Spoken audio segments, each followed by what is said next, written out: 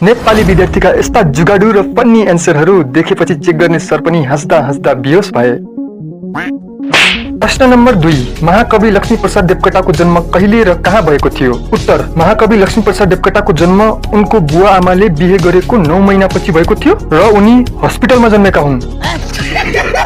प्रश्न नम्बर 3, काल कति प्रकारका हुन्छन् र ती के हुन्? उत्तर, काल 3 प्रकारका हुन्छन्, ती हुन् डायल कल, रिसिभ कल र मिस कल।